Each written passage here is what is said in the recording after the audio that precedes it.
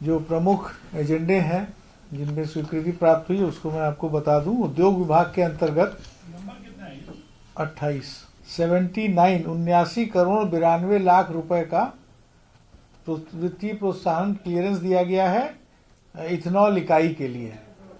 ये इथेनॉल इकाई जो है वो स्थापित हो रही है 60 किलो लीटर्स पर डे की, 60 KLPD की। खाद्य उपभोक्ता संरक्षण विभाग में राष्ट्रीय खाद्य सुरक्षा अधिनियम के अंतर्गत जो डोर स्टेप डिलीवरी हो रही है खाद्यान्न की, उसमें डीलर्स के लिए और हताहलन के लिए यानी ट्रांसपोर्ट के लिए संचालन, उठाई धराई, डीलर्स मार्जिन इत्यादि में केंद्रांश की विमुक्ति अभी नहीं हुई है। तो केंद्रांश की विमुक्ति की प्रत्याशा में अप्रैल 2022 से नवंबर 2022 तक के लिए 455 करोड़ 54 लाख रुपए राज्य सरकार ने अपने मद से विमुक्त करने की स्वीकृति दी है। जयवर्धन गुप्ता तत्कालीन प्रखंड विकास पदाधिकारी को सरकारी सेवा से बर्खास्त किया गया है। पर्यटन विभाग के अंतर्गत जो निर्मित भवन है OP शाह सामुदायिक भवन माल सलामी, जो गुरुद्वारा जी के बगल में है, उसकी जमीन जो ली गई है उसके मुआवजा की राशि 44 करोड़ 37 लाख रुपए की स्वीकृति दी गई है। पथ निर्माण विभाग में श्री उपेंद्र कुमार सिंह को CBI के द्वारा दर्ज जो मुकदमा हुआ था उसमें दोषी करार दिया गया, उसके आधार पर उनको सेवा से बर्खास्त किया गया है। ये पथ निर्माण विभाग में राजगीर पथ प्रमंडल में सहायक अभियंता थे। राजस्व एवं भूमि सुधार विभाग के अंतर्गत गजेटियर्स, बिहार गजेटियर्स शोध पदाधिकारी संवर्ग नियमावली के अंतर्गत 2 पदों का सृजन किया गया है। एक पद है उप राज्य समन्वयक संपादक का और एक है संयुक्त राज्य संपादक का। 2 पदों का सृजन किया गया है। भूमि सुधार विभाग में, राजस्व एवं भूमि सुधार विभाग में NHAI को पटना गया डोभी रोड के लिए 3.7 एकड़ जमीन जो है वो निःशुल्क हस्तांतरित की गई है, रोड के चौड़ीकरण जो हो रहा है उसके लिए। विधि विभाग के अंतर्गत भोजपुर जिला में पीरो अनुमंडल न्यायालय के लिए 6 एकड़ जमीन के अधिग्रहण के लिए 49.20 करोड़ रुपए की स्वीकृति दी गई है। अभी हाल में ही आपने देखा था कि डिग जैम करके डिस्ट्रिक्ट का जो वो हुआ था, all India district level athletics प्रतियोगिता जो हुई थी, उसमें बिहार उत्कृष्ट खिलाड़ियों की सीधी नियुक्ति नियमावली 2023 को स्वीकृति दी गई है। अब जो है वो क्लास 1 के जॉब में सीधे डिप्टी ये SDO और DSP और इन सब के रैंक में उन लोग की सीधी भर्ती हो जाएगी। और अगर उनका अर्हता जो है वो कम भी है तो भी भर्ती करने के बाद 5 साल का उनको समय दिया जाएगा कि वो जो निम्न अर्हता है उसको पूरा कर लें। जो सबके लिए है, जैसे जो SDO और DSP बनते हैं तो उसका बैचलर्स डिग्री है ना अर्हता। तो जो अर्हता है जिस पद के लिए, जिस पद पे जाएंगे उसके लिए, अगर उनको पास अर्हता नहीं, मान लीजिए कोई 12th क्लास पास है और बहुत अच्छा खिलाड़ी है, तो उसको 5 साल का समय दिया जाएगा कि आप ग्रेजुएशन कर लें। यदि किसी की अर्हता कुछ और है तो उसकी अर्हता के लिए उनको 5 साल का समय दिया जाएगा, तब तक उनकी नियुक्ति कर ली जाएगी। बिहार राज्य के प्रतिभावान उत्कृष्ट खिलाड़ी जिन्होंने अंतर्राष्ट्रीय प्रतिस्पर्धाओं में पदक प्राप्त किया हो, सहभागिता की हो और किसी राज्य की ओर से राष्ट्रीय प्रतिस्पर्धा में पदक प्राप्त किए हों की नियुक्ति हेतु विस्तृत प्रावधान किए गए हैं। ठीक है, ये है मेन। गृह विभाग पटना द्वारा अधिसूचित किया गया, उसमें सिपाही संवर्ग, पुलिस अवर निरीक्षक संवर्ग, पुलिस उपाधीक्षक पद पर सीधी नियुक्ति की जा सकी। अलग अलग कैटेगरी के लिए है। सीधी भर्ती प्रक्रिया के अंतर्गत पदक विजेता सहभागिता प्राप्त करने वाले खिलाड़ियों के आवेदन सीधे तौर पर प्राप्त कर नियुक्ति की अनुशंसा किया जाना प्रावधानित है।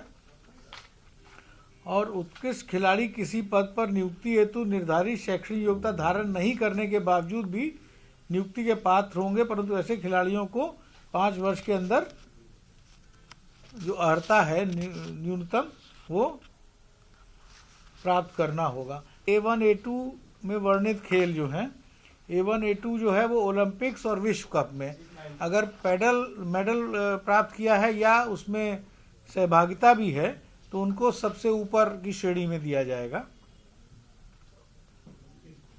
तो इसी तरह से अलग अलग मान्य प्रशासन विभाग ने सुपौल जिला अंतर्गत 2022-23 के लिए आवास, वहाँ पर जो नया जिला बना था उसके बाद से कर्मचारियों पदाधिकारियों के आवास वगैरह नहीं थे, तो उसके लिए 51 करोड़ रुपए स्वीकृत किए गए हैं। समान प्रशासन विभाग के अंतर्गत ही बिहार प्रशासनिक सुधार मिशन सोसाइटी पटना के लिए समान प्रशासन विभाग में जो पद हैं उसमें कुछ पदों को सृजित किया गया है, कुछ पदों को प्रत्यार्पित किया गया है और 37 नए पदों को स्वीकृत भी किया गया है।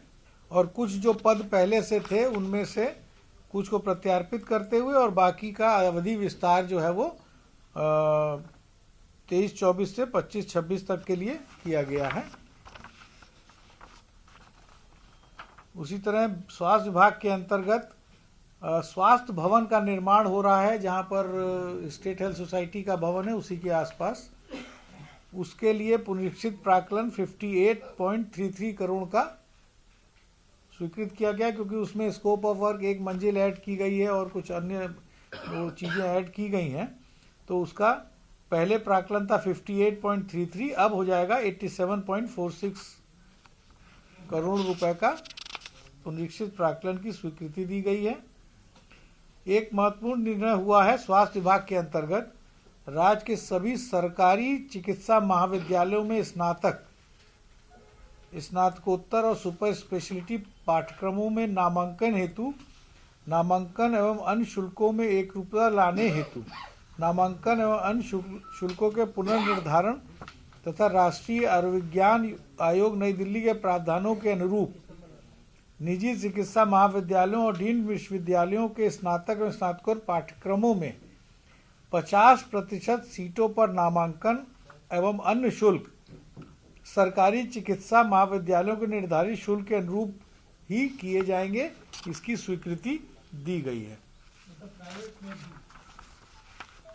और इसके लिए भी यहाँ पर एक त्रिस्तरीय समिति गठित की गई है। जो राष्ट्रीय आयुर्विज्ञान आयोग नई दिल्ली है उसका जो प्रस्ताव दिया गया है उसमें जो निर्देश दिए गए हैं कि राज्य के सभी निजी चिकित्सा महाविद्यालयों और डीम्ड विश्वविद्यालयों में 50% स्नातक और स्नातकोत्तर सीटों पर नामांकन और अन्य शुल्क राज्य के सरकारी चिकित्सा महाविद्यालय हेतु निर्धारित शुल्क के समरूप होगा। ये मेन दिया गया है और इसके हिसाब से एक पूरा वो आपको सर्कुलेटेड है, आप देखिए ना।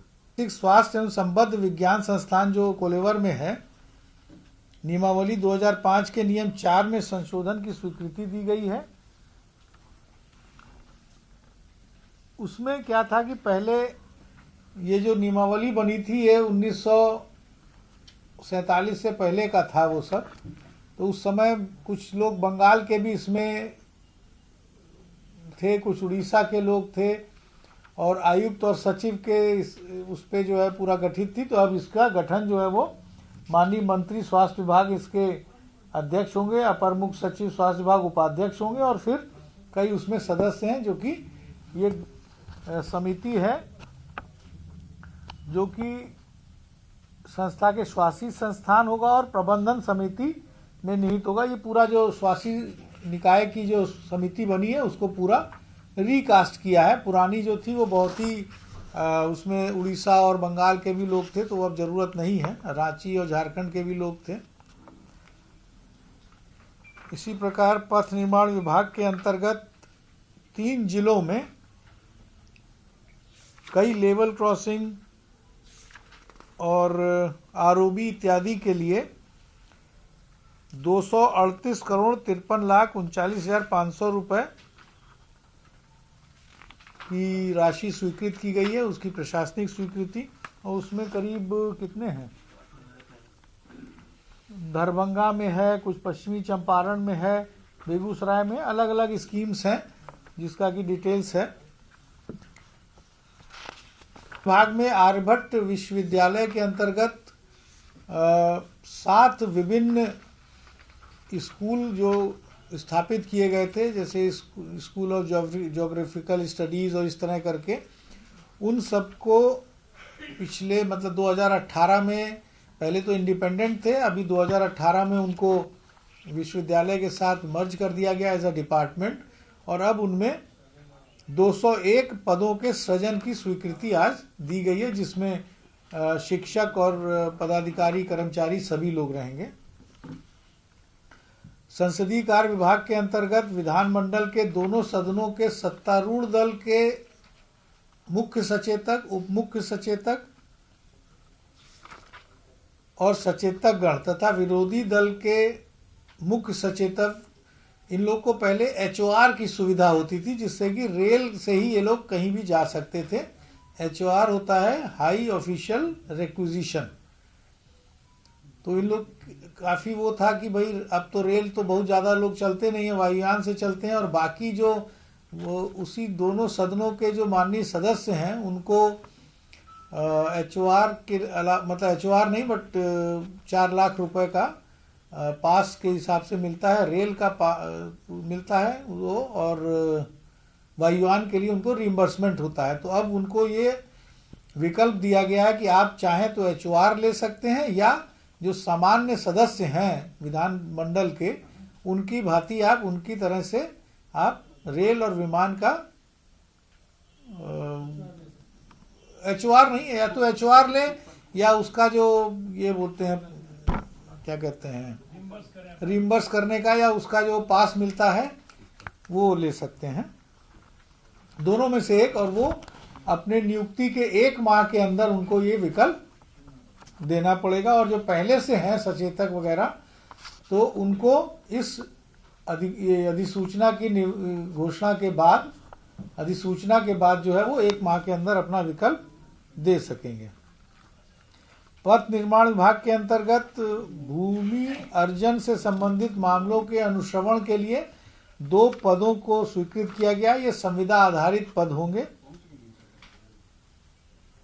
तारामंडल से ज्ञान एवं विज्ञान संग्रहालय दरभंगा के लिए कि जो सृजित पद हैं उनको Bihar council of science and technology Patna के अंतर्गत किया गया है।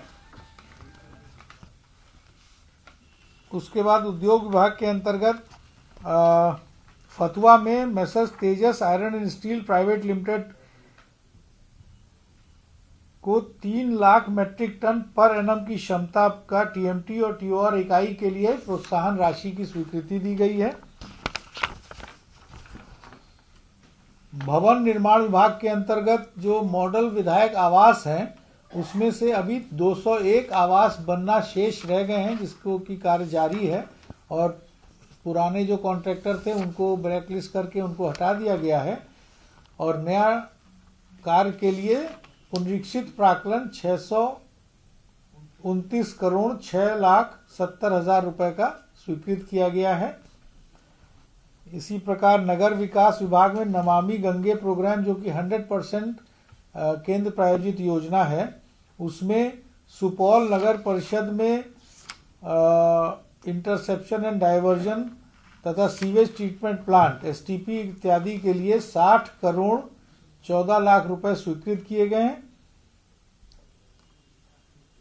और इसमें करीब 3 करोड़ रुपया जो है, नहीं 63 करोड़ रुपया जो है वो एक जगह STP के लिए जमीन नहीं मिल रही थी, तो जमीन के क्रय के लिए ये स्वीकृत किया गया है। उसी प्रकार नरकटियागंज में भी STP इत्यादि के लिए 52 करोड़ 6 लाख रुपए का योजना स्वीकृत किया गया। उसमें 2 करोड़ 66 लाख का सेंटेज की राशि जो है वो राज्य सरकार के द्वारा दी जाएगी।